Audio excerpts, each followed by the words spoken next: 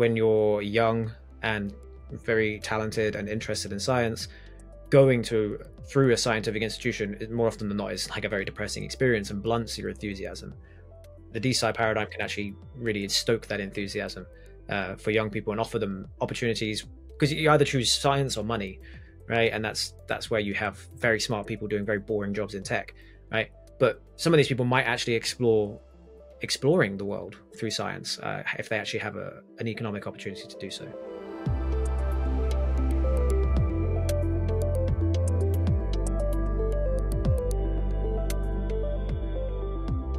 Today, I'm speaking with Joshua Bate. Joshua currently works on DeSciWorld, a project that aims to promote and expand the culture of decentralized science by aggregating relevant knowledge of current efforts and organizing in-person and virtual events.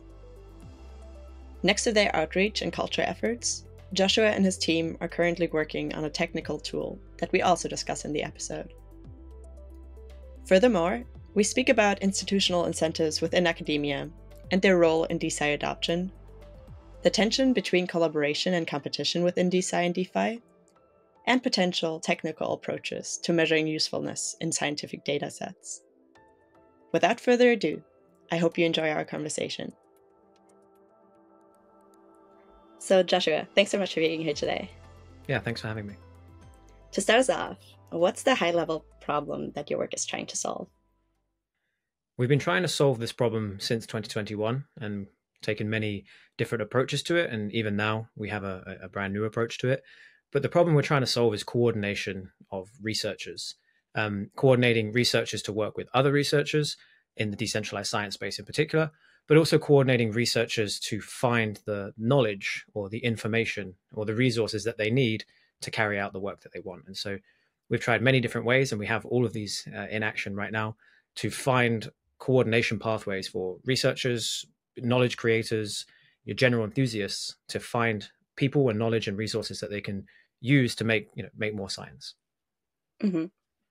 Could you walk us briefly through, a rough kind of timeline or genealogy of the different approaches that you've taken, the different angles that you've taken to your problem, and what you've learned maybe along the way? Yeah, sure. So the journey started in 2021 in October in Lisbon. I actually met the molecule guys for the first time there also. We started with DeSci.World, which is the dashboard that we have right now at our website. It's the same version that we've had since 2021. The idea for this was to create an information aggregation hub, take some projects and list them. And so someone can go to DeSci.World and find out who's building what and then connect themselves that way. Then we expanded that service over the next year to include events and job listings and sort of geographical information for visualization. And then we started going into events as well to start doing attending events and speaking and introducing DeSci to not just the DeSci crew, but also the Web3 native, the crypto, the DeFi crew, but then even further sort of traditional academia and other sort of partners like this. We started doing events like that. And then we actually started hosting our own events. We hosted our first event last year. It was really great. We hosted it in Belgrade. And since then, we've done 4 events separately, like independently. So that's the timeline of the sort of social layer that we've been building. We first started with the information aggregation and continuously update that. We now have 114 projects listed on our dashboard. Then we started aggregating more information, started doing real world events and education. And about a year ago, we actually started developing a technical product to solve the coordination of researchers and knowledge and resources. And we started building this. It's in production right now. It's close to private beta, actually. And that's called Proof of Knowledge. And the Proof of Knowledge protocol is an on-chain technical product, as I said, to help coordinate researchers and information and resources, in particular, this concept we're calling knowledge. Okay. Could you briefly, insofar as that's possible for now, provide an outline of what proof of knowledge will be and how it will function with the research coordination? Proof of knowledge is a protocol that has built this new on-chain primitive that we call an engram. And an engram is just a way to containerize knowledge on-chain. It's a structured data unit that anybody else within the DeSci or the decentralized AI space can actually utilize to power their product. You can think of it like knowledge liquidity layer for the on-chain space for Web3. So essentially what it is it's a way for people to upload using their wallet address some structured data, have that data attached or tested to their wallet address. This data is then embedded into a vector database, which is the brain of a typical AI system, an LLM system. And whenever that data, that n-gram, is queried by the LLM, it's actually tracked on the back end. And so your data unit starts to accumulate points, or every citation, it gives it a point. And so this data unit now has a usage metric, and we can start to do really interesting things with those usage metrics. For example, we can use that usage metric as a form of reputation. So the more your data are used, the more reputation you get to your wallet address. We can use it as a ranking. So the more this piece of knowledge is utilized, it's ranked more useful than this piece of knowledge, for example, because it's more used. And actually at DeSciWorld, what we're providing is an incentive on top of that as well. So these points that you're accumulating can actually be redeemed for a token, which has a monetary value. So in effect, what you're doing is you're creating a system that the more your data are used by LLM, the more you're paid. And that's in a nutshell what proof of knowledge is. The general scope of it is to just create this large database of structured knowledge that anyone in the Web3 space can utilize. But the long-term view of it is the infrastructure that we've built around it allows people to actually curate the knowledge in these graphs and create new knowledge where there's missing knowledge. And the idea is to create very, very useful data sets and actually develop a metric of the usefulness of these data sets. And this means that in the future, when AI is just taking so much data from everybody, we can actually put attestations and attributions at the center of that. So the AI uses your data, but actually you get cited and paid.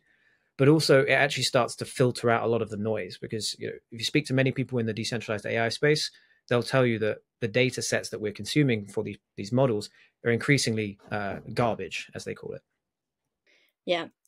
In terms of determining the use of, or the usefulness rather, of given data sets, have you talked to scientists, researchers themselves, and kind of gotten their estimation of how easily that can be determined, say, kind of mechanically or artificially? Yeah, we've spoken to a lot of both researchers, scientists, but also hobbyists, people who have specific types of interests or very esoteric information. Everybody within these spheres is actually very concerned about the product basically incentivizing spam or incentivizing low quality data submissions. And it's a very valid concern, right? The system that we're building is actually doing two things. Firstly, it's tracking the usage of all of these things, right? Which is actually an unopinionated system. This unopinionated system is really powerful because what we can then do is actually layer on top of it using human cognition, using collective thought, an opinion on that data. And so there's two aspects to it. The first one is just to understand how often it's used, and that in itself is not a usefulness metric. But then it's taking that data and actually that metric, and then putting on top of it, layering on top of it, using expert opinion and using other metrics and tracking of how often certain interfaces are using the data, and maybe how much user feedback, positive user feedback each data point has, and then using that to develop what we can consider to be a usefulness metric. And that's the first step, right? Which is there's a tracking and then an interpretation of that data that's tracked. The second step is when a RAG LLM system, which is the AI system that is used to retrieve data from a vector database, it's called retrieval augmented generation, LLMs, RAG. When RAG retrieves data, it typically does so because it's the best fit to the query that it's been given. The way that an AI determines what data are the best fit to the query is determined by the model. So ChatGPT, Llama, Mistral, whichever, they will independently decide how useful that data is for their query. What we've done with our system is designed it from the ground up so that there's this concept called coherence, which means that each of the data points are highly structured in a coherent manner, which means that the points made in that data set are actually very easy for the AI to understand and identify. So maybe, for example, you have a research paper. What you're doing while reading the research paper is trying to glean the abstract or trying to glean the results, right? You're trying to understand what is actually, there's a whole bunch of data here, but what is it actually saying? The way that we've structured these data sets is that all this data exists, but we actually extract as like a meta tag what it's actually saying with the mood and the vibe intact. And this is actually really powerful for RAG LLM systems when it's doing the queries. The RAG LLM system goes into the vector database and has a whole bunch of structured data, which it can completely understand, and it understands what's the message actually trying to be conveyed. And so when it retrieves that data, it is likely that that data was meant to be retrieved. And then this starts to play into an actual inherent function of usefulness, which is if you're querying a chatbot and it's going to choose some data, if that data is actually relevant to the query, useful to the query, then it's likely to be picked because of the structure of the data in the database. And so for us, we have a really exciting sort of thesis, which is that let's let this thing run on vanilla mode, right? Like just basic mode, and see what those, those tracking metrics, those points at the most basic level, see how useful that data actually is. We can then, on top of it, adjust the points distribution or adjust the usefulness metrics, but just the points themselves, if the data are sufficiently properly structured and the queries are good, just that those tracking metrics should actually provide a pretty good usefulness determination. Mm-hmm. And when you say, as you mentioned, the model preserves vibe and mood, could you speak more to that in particular? Yeah, so I'm not going to speak scientifically about it because there are people that can, and that you should look into that because it's very interesting. I'm not so, we've worked with many brilliant people and advisors on this, but myself personally, I'm not so clued in on the scientific definition of mood and vibe. But from what I understand, there is the words that are written, and there are the semantic value of those words, right? And so the words that are written can say one thing, but the way that it's said, the order in which it's said, the person that's saying it, all of this can contribute to a slightly different meaning, right? That's metaphors work like that, double entendre work like this. That's the first level, which is that the words that are written can actually convey something different than what's written. And then the second one is this vibe idea, is the ephemeral sort of, we all like, oh, I like their vibe, I like his vibe. That's something that you're sensing, right?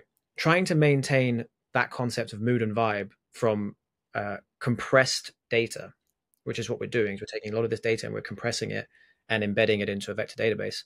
Maintaining that mood and vibe is something that's, I think, very, very difficult. We've developed a system that we call poetic embeddings that allows us to do this. So very broadly, a poetic embedding is a device that we're actually pioneering. We're writing a paper on it as well, which is to take structured data sets and to actually encode them or compress them poetically. For example, you have a large research paper and you turn that research paper into a haiku poem. For those that don't know, a haiku poem is the shortest poetic structure, which is 5 syllables, 7 syllables, 5 syllables on 3 lines. And the idea of the haiku is to portray a very, a large amount of semantic information, a scene of a nature scene, for example, but compress it into a very small amount of words. It's like a poetic device. And so if you can take a research paper and turn it into a haiku, how much of the actual value of that data are you losing in that compression technique? And so that's the technique that we're using, calling it poetic embeddings. In a nutshell, it's taking large amounts of structured, non-poetic data, just data in general. It can be words, it can be academic, and converting it into a smaller compressed embedding, which is maintaining the semantic value through this poetic device. So we're basically turning large pieces of data into poems, using these poems as the sort of retrieval mechanism for the LLM. Okay. Interesting. I'm looking forward to hearing how this goes in the beta then too. I suppose I always like to ask this, and you mentioned that you were working with academics quite a bit already in developing this tool, and probably before in outreach as well. What has kind of been the hardest thing to make people in academia realize when it comes to DeSci broadly? Are there particular things that you wish they realized? Have there been particular things in turn that being in closer touch with them made you kind of change your mind about?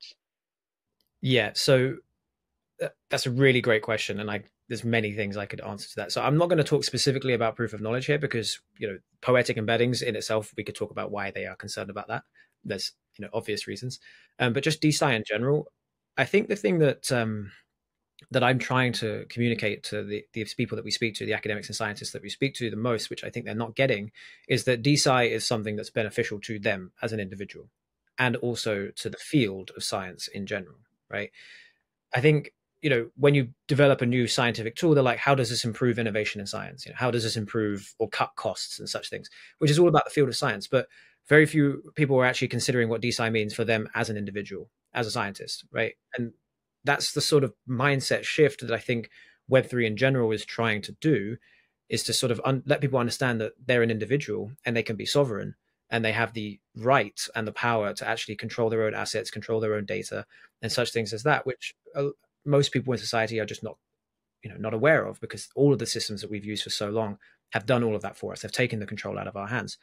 And so for me, when I speak to scientists, the thing that I'm most excited about is telling them that it actually empowers them as an individual, and it opens up the pathways to doing the science that they might not have been able to do, or collaborating with people that maybe wasn't possible, or maybe making a living out of a science that they want to do instead of having to work for a corporate entity, for example. These are all things that I've found surprisingly difficult to communicate. Not difficult to communicate, but just I'm surprised at how little understood that is in the academic circles. Does that answer your question? Yeah. And I'd love to get a follow-up, and we can, pop to different, answers of other parts of this as well. But in terms of making academics realize that they benefit from DeSci on an individual level too, I feel like the realization entails them actually stepping outside of academia, because obviously if you are still within those institutions, it can be hard, and I've gathered this more from previous conversations and maybe conversations with people in the DeSci space as well as academics as well. There's obviously a lot of incentives given the institutional pathway that you're on. If you're trying to get tenure, there's a lot of particular things that you have to cater toward. You are kind of at the mercy of traditional journals and all that. So I suppose there's always a conflict, in my mind at least, of how useful these tools could be given a different institutional overhead, and the reality of things, which for many academics right now is not quite that. So I'm interested in if you're believing that these can be individually empowering tools, does that apply to, who does that apply to? Which path of or which, I guess, group of academics? These are issues that we've been tackling for a long time. It's like, okay, we know that generally it's going to be useful for academics, but who do we start with first? Like, who's going to be the ones that are actually going to use it and get the most benefit from it early on? And I think with any new technology, it's this, you've seen the standard chart, right, of the early adopters getting a lot of the early adopters, and then the lag. I think those people, the innovators who in academia, those who are maybe a bit disillusioned, maybe they've already got tenure and they have a bit more freedom, maybe they're into some kind of wild, wacky stuff. Some of these scientists who are going to use this technology first because it gives them access to funding, it's novel and interesting, they see it as the future, or they're just experimenting. These are the people who are going to benefit the most in the early stages, and it's their benefit, the gains that they receive, either in efficiency gains or just more exciting operations, or money for the work that they do through any of these tokenized mechanisms. Those are the people who are going to benefit the most early on, and it's their successes, I think, that will bring the others in. Their peers will see, oh, these guys have published and there's this great new decentralized journal and they got paid for their publishing and it's starting to get some really great science in there. Then I'm going to join. I see that DeSci is going to sort of act as a parallel system for scientists in general for at least like 5 years. There's the DeSci system where the innovators and the early adopters are going to get really good benefits from it. They're going to have a great time. They're going to get loads of these tokens. They're going to make loads of money, and all their academic friends who are staying in the system are just going to continue to, be extracted from and have frustrations with the bureaucracy and have to keep applying for grants and all this kind of stuff, which these people will say, well, come to this system, come to DeSci and actually get better exposure, get the money, get the access. And some of these tools are fantastic. Look at these people, look at what they've built. Come and work with these people in another country. And that's how I think it will happen. It's a natural thing with a new technology. People that are willing to take risks, or people that are willing to try something new, are the ones that get rewarded, and then their rewards will bring other people in some kind of FOMO effect, if you want to use the term. Mm-hmm. What do you is still the most underappreciated aspect of the DeSci space, or what is the most underexplored, interesting idea where people are still sort of scared to go? So immediately into my head just popped archaeology. I really want to create a DeSci archaeology DAO. So if anyone else wants to do that, let me know. But I mean, specifically around the DeSci space, I think the most underappreciated aspect of it is the money, because there isn't that much in it right now. But the potential for the earnings, like, people won't understand until there's a bull run, a DeSci bull run in particular. People won't get it until these scientists are just getting thousands of dollars for their research tasks just by putting up a proposal. Where researchers, just by doing peer review, are earning hundreds and hundreds of dollars a week. Like, this sort of environment, whilst ultimately pretty unsustainable because it's cyclical bull runs, that sort of environment is what will make people wake up and realize it. It's the same with DeFi. In 2020, we had all these farms and yield products popping up, and people thought it was cool, but no one thought it was really world changing until you could get 25% APY on your dollars, right? It's unfortunately, we live in that world where capitalism rules. And so it's the money that will wake people up. There are many other things, to not be cynical. There are many other things. And for me, the other most exciting thing is the talent, because when you're young and very talented and interested in science, going through a scientific institution, more often than not, is like a very depressing experience and blunts your enthusiasm. The DeSci paradigm can actually really stoke that enthusiasm for young people and offer them opportunities, because you either choose science or money, right? And that's where you have very smart people doing very boring jobs in tech, right? But some of these people might actually exploring the world through science if they actually have an economic opportunity to do so. Yeah. How would you say, talking about young people and their choices, how can they help generally? What would you want someone just starting out in the field to know? What resources would you even recommend? And maybe even what do you wish someone would have told you when you were starting out? Firstly, watching great materials. In particular, I think podcasts. This podcast is a great place to start. I think you get some wonderful guests on here, and listening from the builders themselves and the words they have to say gives you more than enough direction to go and find things. I've already mentioned in this call DeSci.world. That is my second recommendation, is go to our website, DeSci.world, and look through the 114 projects that are listed there. There's another thing that we've produced called Awesome DeSci, which is a GitHub repo. So you type in awesome-DeSci into GitHub, you'll see a repo there with a lot more data than we have on our aggregator. Another great place to start. In fact, that is the Mecca, the Bible, I suppose, of DeSci. Otherwise, attend events. That's the biggest thing, is attend events. Thankfully, I was already doing that through my previous work. So I was in DeFi first. So I was attending lots of events. But my first recommendation to anyone would be attend DeSci events and just get to know people, and maybe make a project or propose a project or get together with some people. There's lots of fellowships out there that are available for people to get involved in projects. And I think with this space, you just have to use the tech. You just have to get a wallet, make a few transactions. If you're a developer, then start playing around with Solidity. Otherwise, you just have to sort of immerse yourself. Is there anything that you kind of realized that you feel like you could have realized earlier on, like some implicit knowledge in the field, perhaps, that you feel like holds generally true, but it's not necessarily explicitly stated? What maybe has to be learned anew through experience by everyone that's entering the field, but there's no, to you anyway, like good obvious reason why that's the case? Yeah, what a great question. I think learning it through experience means that I think everybody has to learn it through experience. It's like when your mother tells you something and you go, nah, that won't happen to me. And then it happens to you. Right? I'm going to say it, but people are not going to believe me, and they're going to do it, and then they're going to have to experience it themselves. But the thing that I think is important to realize is that in the Web3 space, in the decentralized space, we have the initial ethos, which is interoperability and collaboration. The way that we've built the system is that each of pieces of the puzzle. Is it data? Is it compute? Is it models? Is it storage? Whatever. Each of the pieces of the puzzle are a competition, right? There's 20 different wallet providers that you can use. And so whilst we're all building to interoperate, each of those interoperable pieces have competition within them. Okay. And so on the surface, we're told that this is a very collaborative, interoperable space, which technically it is. But in reality, there's a lot of competition. And so just standard starting in business practice is to be very careful and also just work off your own steam and don't rely on anyone else. That's the biggest thing I can suggest, is that because this feels like a collaborative, interoperable system where we all want to share, doesn't mean that you shouldn't expect to do everything yourself.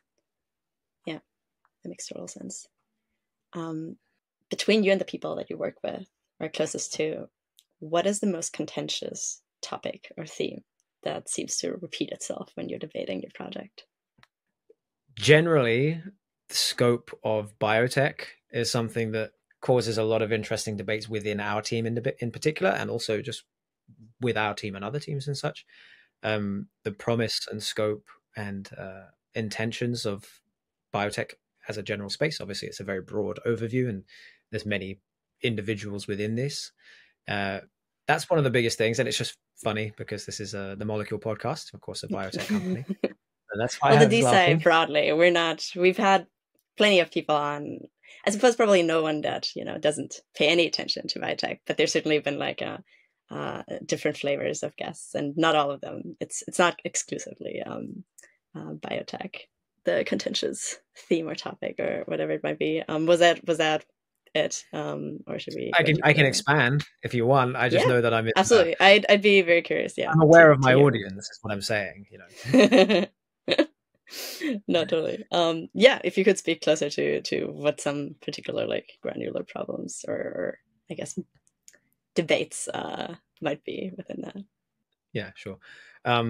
So on a granular sort of scale, it's this concept which is very important for our times, which is funneling lots of money and technology into investments that generally in the short term and in the medium term as well, I think, benefit a very small amount of people. Now, on the one hand, you could say rare diseases is an example of this, that we should progress. And I agree with that. There's certain rare diseases, for example, that affect a very, very small portion of the population and will require massive capital and time in order to solve. And I think that's a worthy cause, right? No one should have to live with these awful diseases. But there are other things that I think are less aligned with that particular example, things that maybe would just improve the life, like in a luxurious manner, the lives of certain peoples, and putting significant amount of resources, time, talent, money into these because they are a good investment opportunity. Because if they work, then people who have lots of money will buy them and you can sell for a high price.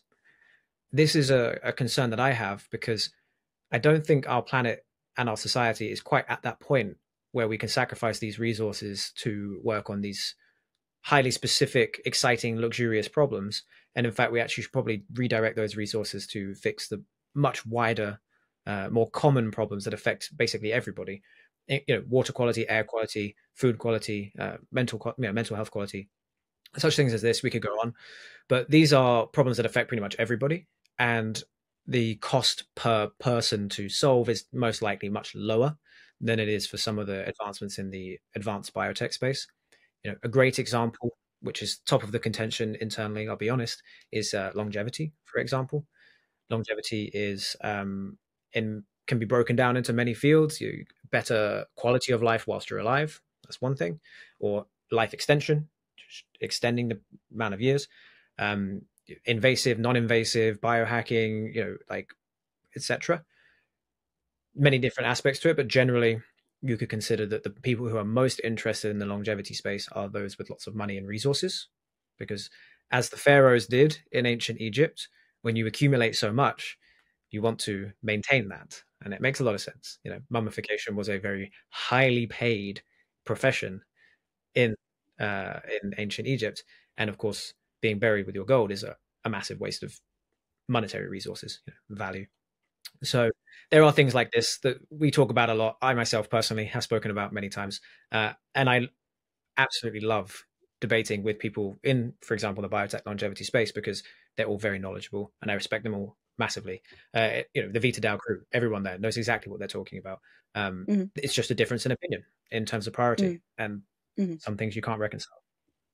Right. Yeah. But having the debate is certainly interesting. It would actually be great to get you together with maybe some of the very, I would say, pro, especially life extension people. I feel like I would certainly want to watch that debate.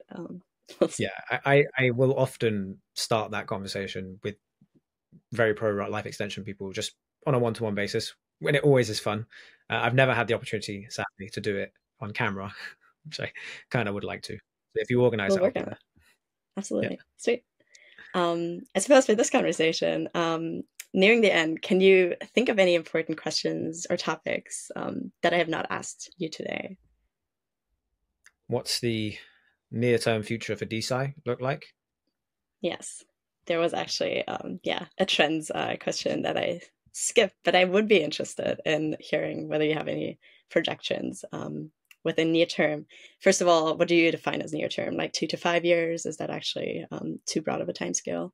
Given the fact that this is like a very nascent space, it's kind of a, 5 years might be as long as it's kind of been around.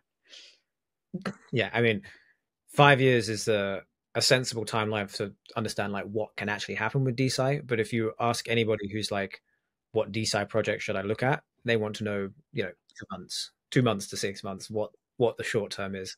That's the sort of thing.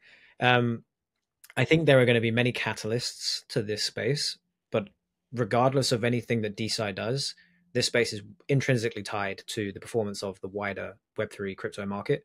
Like if crypto pumps, DeSci will have much more attention, much more scope to release new products, get more users. If the markets continue to go horizontal or go down, then DeSci will just, again, take a break. I don't think any of this is a problem. I think there's a couple products in DeSci right now which are interesting to use, and a few more coming out in the next couple months. The BioXYZ releasing some interesting stuff coming. When the crypto market goes up, these are usable. When things are going down, it gives people more time to build more useful things, and I think that would be important for the DeSci space. I'd like to see, half a dozen more killer products that people can actually use in science before we hit this bull run environment, just so there's like it's not just all focused on some particular applications of DeSci. But I think generally the trends of DeSci are going to be tokenized assets. So IP is a good example. Data, knowledge, for example, as we're tackling. The ownership of data, which is intrinsically tied to tokenized assets, but that as a separate narrative. These are two very, very important things. And I think publishing of data, publishing of information is also going to be very important. And this kind of all forms a singular point, which is like tokenized publishing of data, because it belongs to you. It can be transferred and such. But explaining these things separately, I think, is very important. I think it's key, in fact, to getting scientists involved. Is like you can publish and you can own the publishing and you can get paid and you can maybe transfer the publishing independently. Explaining all of this in separate sort of things is quite important. That's what I see as a trend. Tokenized publishing. It can be IP, it can be data, it can be anything. And then people using these data sets or these tokens, these published items in their own products. And this interoperable web of DeSci spinning up. Wonderful. We'll certainly link to your project and others that you've mentioned throughout the conversation. But for now, thanks so much for talking today, Joshua. I really enjoyed it. Yeah, thanks, Leah.